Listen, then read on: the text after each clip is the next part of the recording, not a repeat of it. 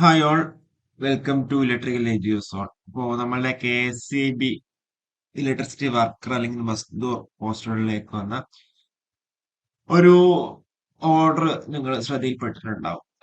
അപ്പൊ അതിൽ എന്താ പറഞ്ഞിരിക്കുന്നതിലായിരുന്നു നമുക്ക് ഡീറ്റെയിൽഡ് ആയിട്ട് നോക്കാം. അതിൽ കുറെ പേര് ചോദിക്കുന്നുണ്ടായിരുന്നു PSCക്ക് റിപ്പോർട്ട് ചെയ്യുമോ, അത് അതിന്റെ എന്താ പറയണ്ടേ, എംപ്ലോയ്മെന്റ് എക്സ്ചേഞ്ച് വഴി തന്നെയല്ലേ, അങ്ങനെ കുറെ കാര്യങ്ങൾ. അതേപോലെ എപ്പോഴായിരിക്കും നോട്ടിഫിക്കേഷൻ വരുന്നുണ്ടാവുക, അതേപോലെ ഡ്യൂട്ടീസ് ആൻഡ് റെസ്പോൺസിബിലിറ്റീസ് എന്തൊക്കെയാണ് എന്നുള്ള കാര്യം, അതൊക്കെ നമ്മൾ ഇന്നത്തെ വീഡിയോയിൽ നമ്മൾ ഡീറ്റെയിൽ ആയിട്ട് നമ്മൾ പറഞ്ഞിട്ടുണ്ടാവും. എന്താ അബ്സ്ട്രാക്ട് എന്താ പറയുന്നത്?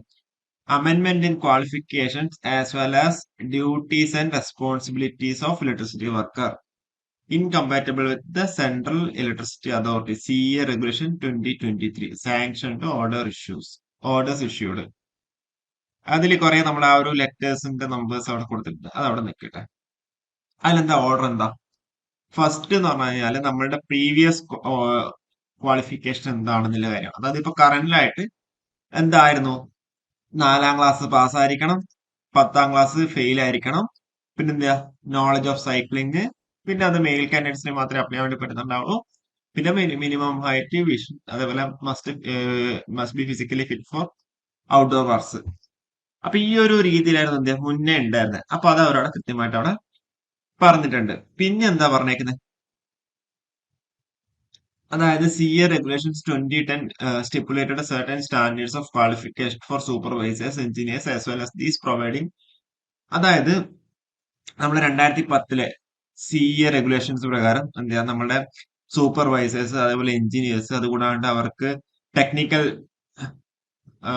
ടെക്നിക്കൽ അസിസ്റ്റൻസ് കൊടുക്കുന്നവർക്കൊക്കെ എന്ത് ചെയ്യാം, ചില യോഗ്യതാ മാനദണ്ഡങ്ങൾ അവർ നിശ്ചയിച്ചിട്ടുണ്ടായിരുന്നു അല്ലെ. അതാണ് 2010 നമ്മൾ കൃത്യമായി പറയുന്നത് സെക്ഷൻ 6ഉം സെക്ഷൻ 7ഉം. അപ്പം അതിനുശേഷം 13/2/2019 റെഗുലേഷൻ 116 അനുസരിച്ചിട്ട് എന്താ പറയുന്നത്, നിലവിലുള്ള ജീവനക്കാരെ ഈ ഒരു ചട്ടങ്ങളിൽ നിന്ന് ഒഴിവാക്കിയിട്ടുണ്ടായിരുന്നു. അപ്പൊ ഈ സർക്കാർ ഉത്തരവിനെതിരെ നമ്മുടെ WPC 6410 2019 എന്ന് പറയുന്ന, അതേപോലെ 6723 2019 എന്ന് പറയുന്ന റിട്ട് ഹർജികൾ ഹൈക്കോടതിയിൽ എന്ത് ചെയ്തിട്ടുണ്ട്, സബ്മിറ്റ് ചെയ്തിട്ടുണ്ടായിരുന്നു. അപ്പം അതിനുശേഷം നമ്മൾ KSEB റിട്ട് അപ്പീൽ സമർപ്പിച്ചു. പിന്നെ അതിന്റെ ഡിവിഷൻ ബെഞ്ചിന്റെയും അതേപോലെ ഏറ്റവും സിംഗിൾ ബെഞ്ചും ഡിവിഷൻ ബെഞ്ചിന്റെ എന്താ വിധി പ്രഖ്യാപിച്ചു. അപ്പൊ അത് രണ്ടും എന്താ സെയിം ആയിരുന്നു. അതായത് 116 റെഗുലേഷൻ നമ്പർ പ്രകാരം ബ്ലാങ്കറ്റ് എക്സെപ്ഷൻ ശരിയല്ല എന്ന് കോടതി അവിടെ പറഞ്ഞു. അപ്പം പക്ഷെ എന്നാൽ ഇതെന്തായാലും നമ്മൾ 116 റെഗുലേഷൻ പ്രകാരം സർക്കാരിന് ലഭ്യമായ ലഭ്യമായ അധികാരം കോടതി എന്ത് ചെയ്തു, അംഗീകരിച്ചു.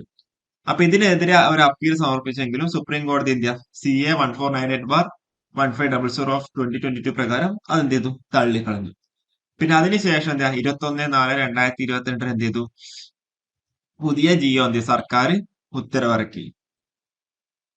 അതായത് നിലവിലുള്ള ജീവനക്കാർക്ക് ഒരു തവണ മാത്രമുള്ള ഒരു പ്രത്യേക എക്സംഷൻ എന്ത് ചെയ്തു, അവർക്ക് അവിടെ കൊടുത്തു. അപ്പൊ അതുകൊണ്ട് ഈ ഒരു ജിയോ അനുസരിച്ചിട്ട് എന്ത് ചെയ്യാം, ഇലക്ട്രിസിറ്റി വർക്കറിനും അതേപോലെ ലൈൻമാൻ ഗ്രേഡ് 2ലേക്കുള്ള പ്രൊമോഷൻ എന്ത് ചെയ്തു, സ്ഥാനക്കയറ്റം നൽകാൻ വേണ്ടിയിട്ട് ഒരു ഓർഡർ പുറത്തിറക്കി. അപ്പൊ അതാണ് ഇത്രയും പറഞ്ഞിട്ടുള്ളത്.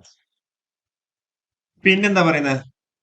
പിന്നെ നമ്മൾ 2023 CA റെഗുലേഷൻ ചട്ടങ്ങൾ, അതായത് റെഗുലേഷൻസ് നിലവിൽ വന്നതോടുകൂടി 2010 റെഗുലേഷൻസ് എന്ത് ചെയ്തു, അവരവിടെ റദ്ദാക്കി. അപ്പം പുതിയ റെഗുലേഷൻ പ്രകാരം നിലവിലുള്ള ജീവനക്കാർക്ക് ആവശ്യമായ യോഗ്യത നേടുന്നതിനായിട്ട് 2 വർഷത്തിനുള്ളിൽ ഒരു നിശ്ചിത പരിശീലന പരിപാടി പൂർത്തിയാക്കുന്നുവെങ്കിൽ അവരെന്ത് ഈ എക്സംഷന് ഉൾപ്പെടുത്തുന്ന, അതായത് വിഭാഗത്തിൽ ഉൾപ്പെടുത്തുന്ന പുതിയ വ്യവസ്ഥ എന്ത് ചെയ്തു, നടപ്പിലാക്കി. അത് 8/6/2023 പബ്ലിഷ് ചെയ്തു. അപ്പൊ ഇതനുസരിച്ചിട്ട് നമുക്ക് CA റെഗുലേഷൻസ് 2023 പ്രാബല്യത്തിൽ വന്ന തീയതിയോടനുബന്ധിച്ച് യോഗ്യതയില്ലാത്ത എല്ലാ ജീവനക്കാരെയും നിശ്ചയിച്ചിരിക്കുന്ന പരിശീലനം ലഭിക്കുകയും CA റെഗുലേഷൻസ് 7-8 പ്രകാരം യോഗ്യത നേടിയിരിക്കുന്നതായും ചെയ്തു. അപ്പൊ അതിനുശേഷം എന്ത് ചെയ്തു, അവർക്ക് ഇലക്ട്രിസിറ്റി വർക്കറിൽ നിന്ന് ലൈൻമാൻ ഗ്രേഡ് 2ലേക്ക് പ്രൊമോഷൻ ചെയ്തു. അപ്പൊ അതിന്റെ ഭാഗമായിട്ട് എന്ത് ചെയ്തു, നമ്മൾ ഇലക്ട്രിസിറ്റി വർക്കറിലെ ഒഴിവുകൾ എന്ത് ചെയ്തു, കൂടി, ഭയങ്കരമായിട്ട് ഒഴിവ് കൂടി. അപ്പൊ അതിനെ പരിഹരിക്കുന്നതായിട്ട് എന്ത് ചെയ്യാം, എംപ്ലോയ്മെന്റ് എക്സ്ചേഞ്ച് മുഖേന നമ്മൾ ഇലക്ട്രിസിറ്റി വർക്കറിനെ നിയമിക്കുന്നതിനുള്ള നടപടികൾ തീരുമാനിച്ചു. നിങ്ങൾക്ക് അറിയുന്നുണ്ടോ, നമ്മൾ അതിന്റെ വീഡിയോ നമ്മൾ ചെയ്തത് എംപ്ലോയ്മെന്റ് എക്സ്ചേഞ്ച് വഴി നല്ല രീതിയിൽ. പക്ഷെ ഈ ഒരു അഴിവുകളെ അടിസ്ഥാനപ്പെടുത്തി അതുമായി ബന്ധപ്പെട്ട ബോർഡർ പ്രകാരം എന്താ പറയുക, നമ്മൾ നേരത്തെ പറഞ്ഞ അമെന്റ്മെന്റ്സ് എന്ത് ചെയ്തു, ഇംപ്ലിമെന്റ് ചെയ്തു. അപ്പോ ഇതിൽ പറഞ്ഞിരിക്കുന്നത് എന്താ, അതായത് യോഗ്യതാ മാറ്റം, അതായത് നമ്മൾ ഇലക്ട്രിസിറ്റി വർക്കർ പദവിയുടെ മുന്നത്തെ ക്വാളിഫിക്കേഷൻ എന്ന് പറയുന്നത് SSLC അല്ല, 4ാം ക്ലാസ് പാസ്സാണെന്നും, അപ്പോ അത് അങ്ങനെ തന്നെ ഉള്ളത് കൊണ്ട് നമുക്ക് എന്ത് ചെയ്യാം, നിലവിലുള്ള ഒഴിവുകൾ എന്ത് ചെയ്യാം, PSCക്ക് റിപ്പോർട്ട് ചെയ്യാൻ വേണ്ടി പറ്റാത്തൊരു സിറ്റുവേഷൻ ആണ് ഉള്ളത്. അതേസമയം എംപ്ലോയ്മെന്റ് എക്സ്ചേഞ്ച് വഴി ഇലക്ട്രിസിറ്റി വർക്കർമാരെ നിയോഗിക്കുന്നതും CA ചട്ടങ്ങൾക്ക് എതിരാണ്. അതുകൊണ്ട് എന്ത് ചെയ്യാം, കാരണം എന്താ CA ചട്ടങ്ങൾക്ക് വിരുദ്ധമെന്ന് പറയാൻ കാരണം, ഈ ഒരു ഇലക്ട്രിസിറ്റി വർക്ക് എന്നുള്ളത് നമ്മുടെ ടെക്നിക്കൽ അസിസ്റ്റന്റുമാരുടെ ഫീഡർ കാറ്റഗറിയാണ്. അതുകൊണ്ട് നമ്മൾ നേരത്തെ പറഞ്ഞതുപോലെ 2025 246/2465 ഓഫ് 2025 എന്ത് ചെയ്തു, യോഗ്യതയില്ലാത്ത കോൺട്രാക്ട് വർക്കേഴ്സിനെ നിയമിക്കുന്നതിരെ ഹർജി സമർപ്പിക്കപ്പെട്ടിട്ടുണ്ടായിരുന്നു. അതിൽ നമ്മളെ ഹൈക്കോടതി എന്ത് ചെയ്തു, 5/8/2025 ഇടക്കാല ഉത്തരവിൽ നമ്മൾ ബോർഡ് ഓർഡറിന്റെ 3ാമത്തെ ഇതിൽ പറഞ്ഞിരിക്കുന്ന കാര്യം, അതായത് യോഗ്യത ഉള്ളവരെ മാത്രമേ നിയമിച്ചുള്ളൂ എന്നുള്ള രീതിയിൽ ഒരു നിർദ്ദേശം തന്നു. അപ്പൊ അതിനുശേഷം നമ്മളുടെ ഡയറക്ടർമാര് കൂടിയും അതേപോലെ ഇലക്ട്രിസിറ്റി വർക്കർ പദവിയുടെ ചുമതലകൾ, ഡ്യൂട്ടീസ് ആൻഡ് റെസ്പോൺസിബിലിറ്റീസും പരിഷ്കരിക്കുന്നതിന് എന്ത് ചെയ്യാം, ഫുൾ ടൈം ഡയറക്ടേഴ്സിന്റെ പരിഗണനയിൽപ്പെടുത്തി എന്ത് ചെയ്യുക, ഒരു ഡിസ്കഷൻ നടന്നു. അപ്പോ അതിനുശേഷം എന്ത് ചെയ്തു, അവര് ഫുൾ ടൈം, അതായത് 25/9/2025 ഈ കാര്യങ്ങളൊക്കെ ഡീറ്റെയിൽ ആയിട്ട് നോക്കി. അപ്പോ അതിനുശേഷം എന്ത് ചെയ്തു, അവർ ഈ പറയുന്ന കാര്യങ്ങളിലേക്ക് അവരെത്തി. എന്തൊക്കെയാണ് പറഞ്ഞിരിക്കുന്ന കാര്യങ്ങൾ, ക്വാളിഫിക്കേഷൻ എന്ന് പറയുന്നത് pass in SSLC or its equivalent, അതേപോലെ ഗവൺമെന്റ് അപ്രൂവ്ഡ് 2 ഇയർ നാഷണൽ അല്ലെങ്കിൽ state trade certificate electrician or wireman. പിന്നെ അവിടെ ഫിസിക്കൽ സ്റ്റാൻഡേർഡ്സ് പറഞ്ഞിരിക്കുന്നത് നമ്മൾ നേരത്തെ വീഡിയോ ചെയ്തതാണ്. പിന്നെ ഇതിൽ പറഞ്ഞിരിക്കുന്നത് further resolve to amend the duties and responsibilities of electricity worker or mazdoor as shown below. എന്താ, the board order dated 4/6/2009 relating to the model section officers prescribed the duty of electricity worker to work as per the instruction of superior.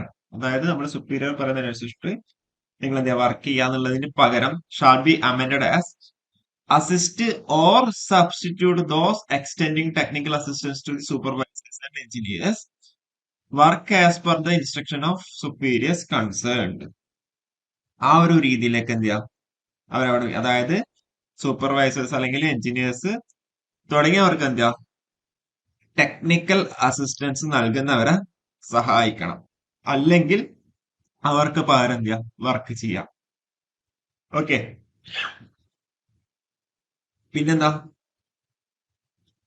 Work as per the instruction of superiors concern. അപ്പൊ ഇതാണ് എന്ത് ചെയ്തിരിക്കുന്നത്, job profile ആയിട്ട് പറഞ്ഞിട്ടുള്ളത്. അതായത് assist or substitute those extending technical assistance to the superiors, supervisors and engineers.